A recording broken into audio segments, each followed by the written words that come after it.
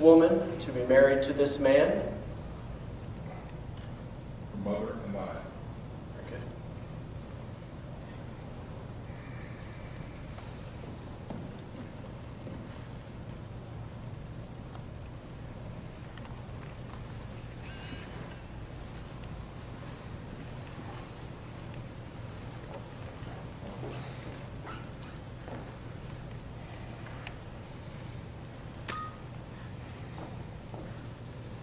I invite you all to listen in for the next few moments as I give a short challenge to Jason and Amy regarding their future marriage.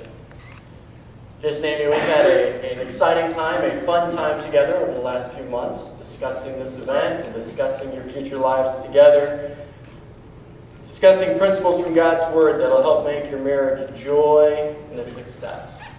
I'd like to take a moment here before we enter into your vows to remind you of a few things that we discussed. Marriage is more than just an agreement to hang in there together or to share a roof. Marriage is a covenant relationship before God that you will love and cherish one another, keeping yourselves only for one another.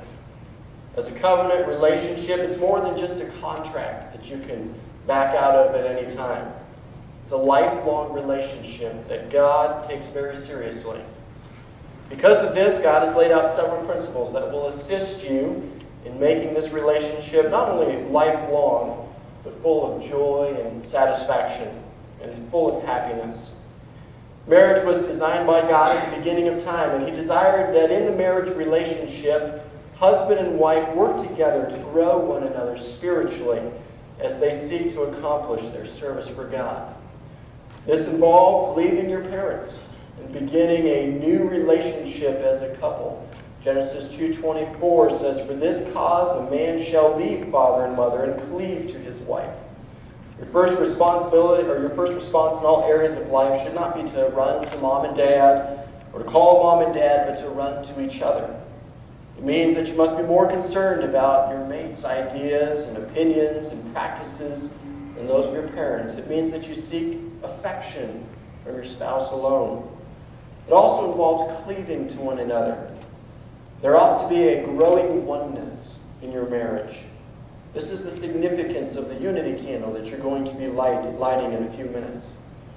Jason, God has given you some very specific responsibilities as a husband. Remember, first we talked about you're to be a learner.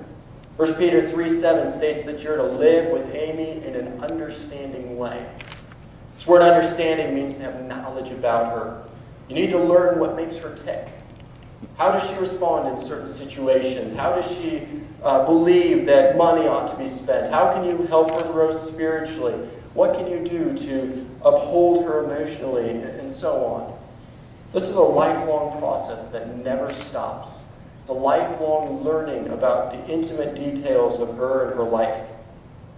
Notice then that this marriage isn't about you. You enter this marriage solely for her and for her benefit. This means that you honor her. It means that you give her respect. You seek and value her thoughts, her opinions, her desires. Second, you're to love Amy, but not just how we typically think of love. Ephesians 5:25 says, "Husbands, love your wives just as Christ also loves the church and gave himself up for her." You are to love her in the same way that Christ loves us. That's an incredibly steep task that you are called to do. It's a sacrificial love, seeking her wants before your own, seeking her needs and her desires before your own. It's a purifying love, a love that makes her more like Christ and drives her to God. It's a caring love, a love that cherishes her and values her. And it's an unbreaking love. Nothing but death should ever end this marriage. Finally, you're to be the leader in your home. That means more than simply making the final decisions. Ephesians 5:23 tells us this. In its context, it shows that God is holding you accountable for the spiritual growth of your family. You are to lead them towards God in the same way that Christ leads us to the Father. This means that it's your responsibility to make sure that you're in church. It's your responsibility to make sure that you pray and study God's Word together as a couple. It's your responsibility to ensure that Amy is growing spiritually. And one day, when God grants you children, it's your responsibility to see that they are raised in the fear and understanding of God. God's going to hold you accountable for this.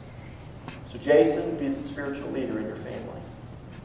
Amy, God's laid out some specific principles to outline your responsibilities in this marriage. First, God shows us that you're to be submissive to Jason. It's not a popular message today, however, understood correctly, it'll lead you to joy and happiness in your marriage. First, let's remember what submission is not. Submission does not mean that you're inferior in this relationship. Christ submitted to the Father, but as God, he was in no way inferior. Submission does not mean that Jason is infallible. You'll discover this very quickly. Submission does not mean that you cannot think or have great ideas or be productive. So what is biblical submission? Submission means to order yourself in rank under. It means that you give your ideas and opinions and you work together towards a solution. However, the final word is reserved for Jason. You look to him as your leader. Second, you're to be a helper to Jason. When God saw Adam alone in the Garden of Eden, he stated in Genesis 2:18, "It's not good for man to be alone. I'll make him a helper suitable for him." You need to seek to help Jason in all areas of his life. It means that you don't work against him or undermine him. When God grants you children, it means that you uplift him in front of them. It means that you work with him to ensure that your children are raised in the nurture and understanding of God. Finally, you're to reverence Jason. Ephesians 5:33 states that the wife is to see that she respect her husband. He may not always do things that seem to deserve your respect, but you are to treat him with respect out of service to God. This word respect means to highly regard, to notice, to prefer, esteem, to praise, and to admire. You are to respect him in spite of his imperfections and uplift him and help him. Finally, you're both to handle conflict biblically, humbly admitting fault and seeking a restoration in your relationship. Your relationship ought to be characterized by love towards one another and humility of self. These vows you are about to participate in are not things to be taken lightly. Marriage, as God intends, takes hard work. It takes a commitment to study the Word together, to pray together, and to stay together. It takes a willingness to admit that this marriage is not about yourself, but about the other person. And now, realizing that you are making sacred vows before God and these witnesses, please signify by joining your right hands. Do you, Jason, take Amy to be your lawful wedded wife?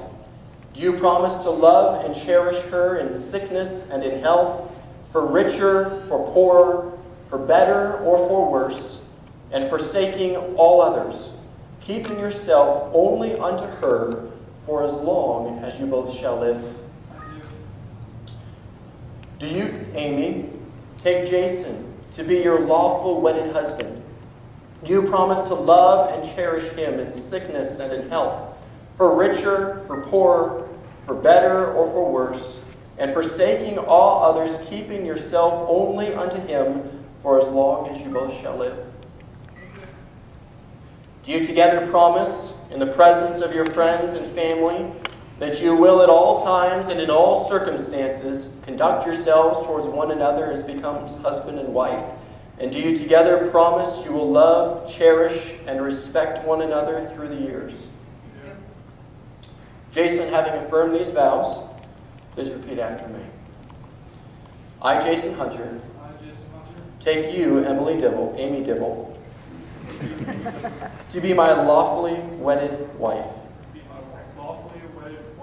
to have and to hold, for better or for worse, for richer, for poorer, in sickness and in health, to love and to cherish, from this day forward, until death do us part. What token do you give as a symbol of your love for Amy?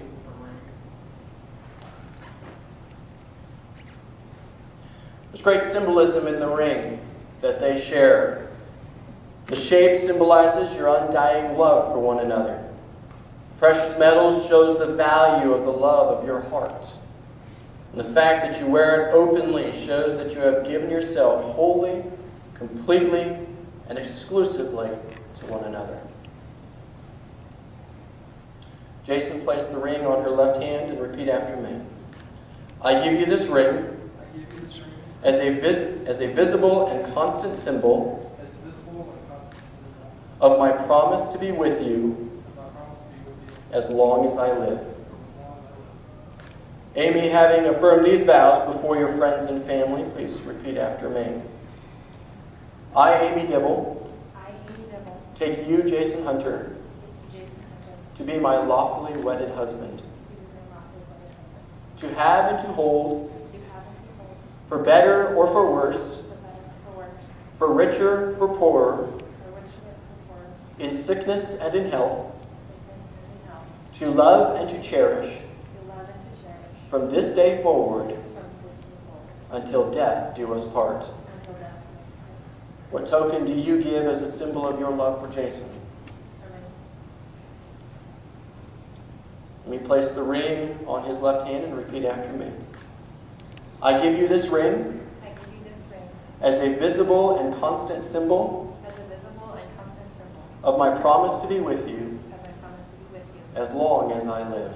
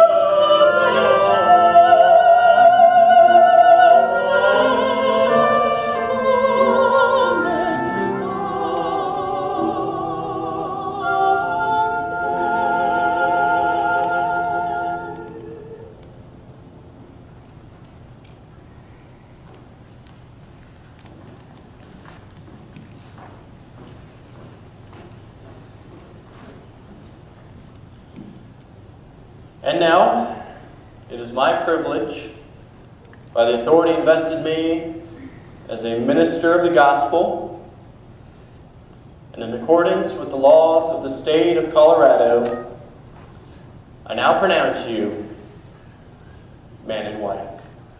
What God has joined together, let not man put asunder. Jason, you may kiss your bride.